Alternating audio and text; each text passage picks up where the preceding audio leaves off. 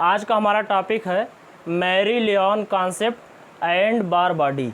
यानी आज हम लोग इस वीडियो में समझेंगे कि बार बॉडी क्या होता है। देखिए एनसीईआरटी की बुक में जो बार बॉडी है यानी कि बार काय है उसके डिटेल के बारे में नहीं बताया गया है, तो इसलिए वीडियो बनाया जा रहा है कि आपको अच्छे से बार बॉडी क्या होता है या मैरी लियोन कॉन्सेप्ट क्या है ये आपको समझ में आ जाए। तो चलिए ये स्टार्ट करते हैं। देखिए मैरी लियोन कौन है? साइंटिस्ट हैं जिन्होंने बार बॉडी को समझाने के लिए अपना कॉन्सेप्ट दिया था। वैसे बार बॉडी की जो डिस्कवरी है यानी कि अगर इसके खोज की बात करें तो खोज किसने किया था? BARR बार नाम के एक साइंटिस्ट थे जिन्होंने इसकी खोज की थी। तो और मैरी लियोन ने अपना एक कॉन्सेप्ट दिया था इसको समझाने के लिए कि जो बार बॉडी होता है वो किस तरीके का होता है। मैरी लियोन 1961 में इन्होंने अपना कॉन्सेप्ट दिया था। मैरी लियोन ने इनके अनुसार क्या बताया गया है? नॉर्मल फीमेल में 2 में से 1 एक्स क्रोमोसोम, नॉर्मल फीमेल में कितना एक्स क्रोमोसोम होता है? 2 होता है। सिंड्रोम की बात नहीं हो रही है क्योंकि सिंड्रोम में ज़्यादा होता है। तो नॉर्मल फीमेल के बॉडी में कितने क्रोमोसोम होते हैं? 2 एक्स क्रोमोसोम होते हैं। उसमें से 1 एक्स क्रोमोसोम हेट्रोक्रोमैटिन के रूप में होता है, यानी कि हेट्रोक्रोमैटिन का बना होता है। 2 एक्स क्रोमोसोम होते हैं जिसमें से 1 एक्स क्रोमोसोम किसका बना होता है? हेट्रोक्रोमैटिन होता है। ठीक है, क्या होता है? हेट्रोक्रोमैटिन होता है। जैसा कि आपको मालूम होगा कि क्रोमोसोम किसका बना होता है? क्रोमैटिन का बना होता है। और क्रोमैटिन कितने प्रकार के होते हैं? क्रोमैटिन 2 प्रकार के होते हैं। एक तो होता है यूक्रोमैटिन और एक क्या होता है? हेट्रोक्रोमैटिन। यूक्रोमैटिन जो होते हैं वो एक्टिव क्रोमैटिन होते हैं क्योंकि इसमें डीएनए जो मटेरियल होता है वो अधिक होता है। लेकिन जो हेट्रोक्रोमैटिन होता है ये आनुवांशिक रूप से क्या होता है? निष्क्रिय माना जाता है।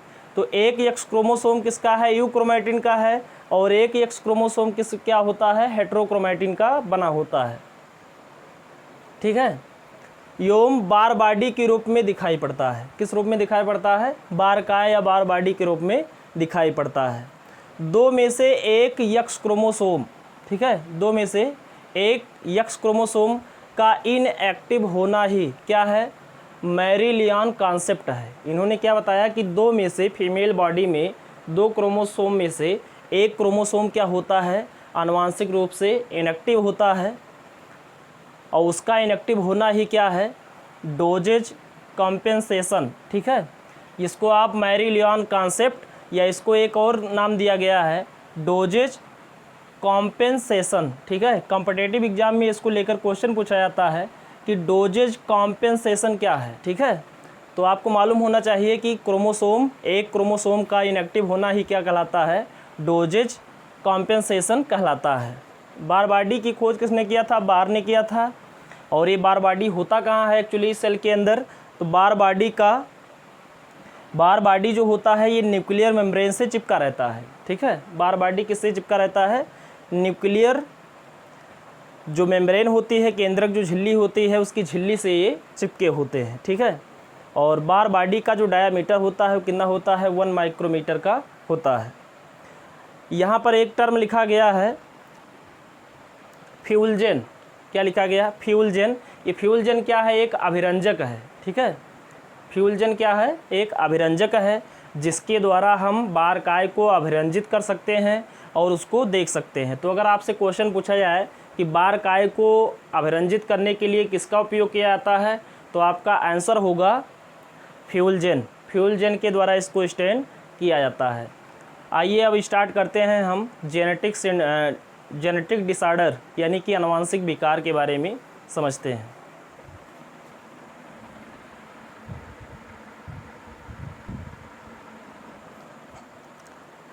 तो चलिए आइए अब स्टार्ट करते हैं। जेनेटिक्स का एक महत्वपूर्ण बहुत इंपॉर्टेंट टॉपिक है बोर्ड के लिए, कॉम्पिटिटिव एग्जाम के लिए, जहां से क्वेश्चन पूछे जाते हैं।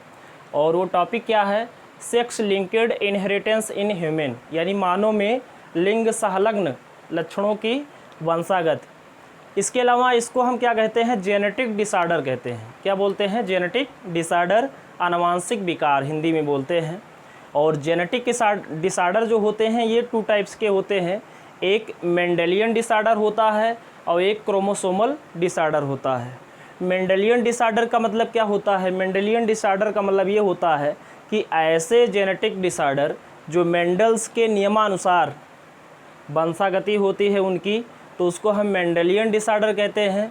और ऐसे डिसऑर्डर जो क्रोमोसोम में परिवर्तन की वजह से, क्रोमोसोम में कोई कमी आने की वजह से होता है, तो उसको हम जो है क्रोमोसोमल डिसऑर्डर के नाम से जानते हैं। जैसे आप पढ़ेंगे सिंड्रोम के बारे में, ठीक है, अलग अलग सिंड्रोम है, जैसे Turner syndrome, client-filter syndrome, Patau syndrome, cry-do-chat syndrome, तो इस तरह के सिंड्रोम आएंगे, वहाँ पर क्रोमोसोमल डिसऑर्डर में पढ़ा जाएगा।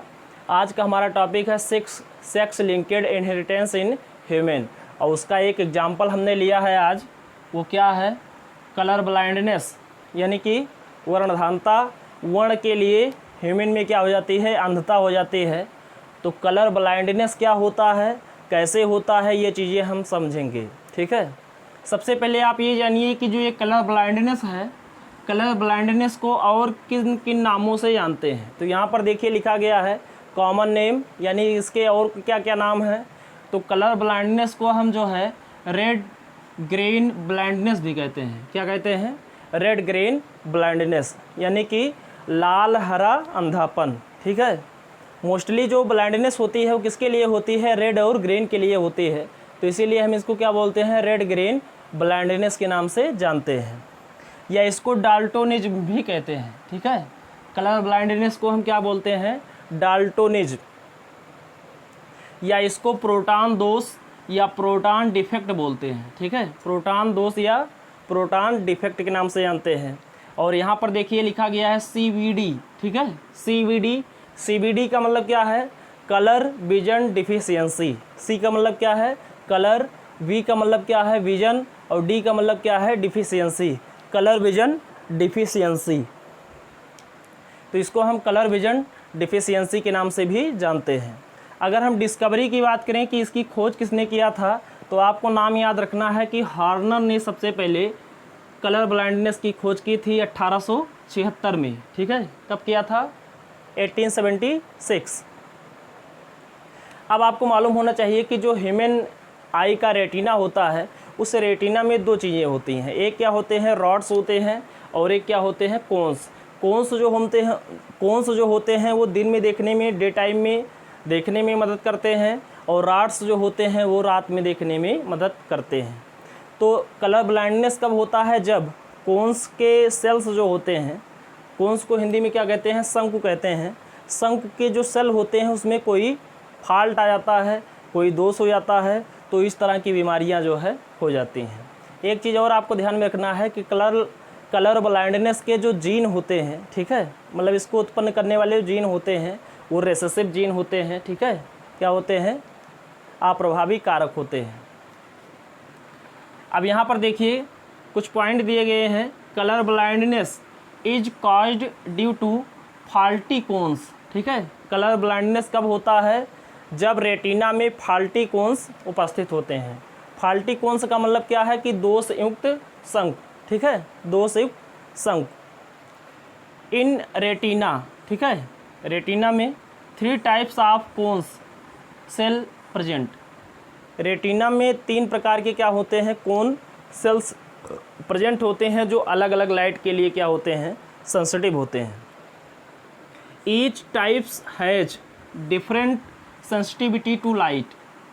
और ये जो सेल्स होते हैं, कोन्स के जो सेल्स होते हैं, ये अलग अलग प्रकाश के लिए, अलग अलग वेवलेंथ के लिए, लाइट वेवलेंथ, अलग अलग लाइट वेवलेंथ के लिए क्या होते हैं? सेंसिटिव होते हैं, संवेदी होते हैं, ठीक है। अलग अलग लाइट वेवलेंथ के लिए क्या होते हैं? सेंसिटिव होते हैं, संवेदी होते हैं। Absence of colour sensitivity pigment in cones cell of retina cause colour blindness. ये लाइन आप समझिए कि अगर कलर सेंसिटिविटी पिगमेंट, ठीक है, यानी कि रंग संवेदी वर्णक जो होते हैं, अगर वो अनुपस्थित हैं कोन्स में, तो क्या होगा? तो रेटिना में अगर ऐसे सेल्स नहीं पाए जा रहे हैं जो मतलब अलग अलग वेवलेंथ, लाइट वेवलेंथ के लिए संवेदी हैं, सेंसिटिव हैं, अगर वो उसमें कोई दोष उत्पन्न हो गया है, कोई समस्या उत्पन्न हो गई है, तो ये किसका कारण होता है? ये कलर ब्लाइंडनेस का कारण होता है, वर्णधानता का कारण होता है। ठीक है, अब देखिए वो कौन कौन से सेल्स होते हैं जो ये काम करते हैं, यानी कि कलर के लिए सेंसिटिव होते हैं। यहाँ पर देखिए पहला नाम लिखा गया है क्लोरोलेब। ठीक है, क्या नाम लिखा गया है? क्लोरोलेब। ठीक है, क्लोरोलेब। क्लोरो का मतलब क्या है? ग्रीन, यानी ग्रीन के लिए क्या है? सेंसिटिव है। ये सेल्स किस लिए हैं? ग्रीन के लिए, ग्रीन कलर के लिए सेंसिटिव है। यहाँ पर लिखा गया है साइनोलेब। साइनोलेब जो है ब्लू कलर के लिए सेंसिटिव है। और यहाँ पर क्या है? एरिथ्रोलेब। एरिथ्रो मतलब क्या होता है? रेड, यानी ये रेड कलर के लिए क्या है? सेंसिटिव है। तो आपको ये ध्यान रखना है कि कौन से में इस तरह के सेल्स होते हैं। क्लोरोलेब जो ग्रीन के लिए सेंसिटिव है, साइनोलेब ब्लू के लिए सेंसिटिव है, एरिथ्रोलेब रेड के लिए सेंसिटिव होता है। ठीक है, अब अगर इनकी कमी हो जाएगी तो हमें अलग अलग टाइप्स के क्या हो जाते हैं? कलर ब्लाइंडनेस हो जाते हैं। जैसे यहाँ पे देखिए नाम लिखा गया है प्रोटोनोपिया। तो ये प्रोटोनोपिया क्या है? एक प्रकार का कलर ब्लाइंडनेस है।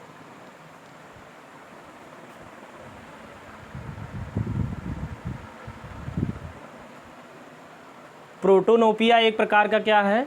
कलर ब्लाइंडनेस है। और ये कब होता है? जब क्लोरोलेब में दिक्कत आ जाती है। क्लोरोलेब में दिक्कत आ जाती है, नहीं सॉरी, ये प्रोटोनोपिया जो है ये एरिथ्रोलेब में दिक्कत आने से होता है।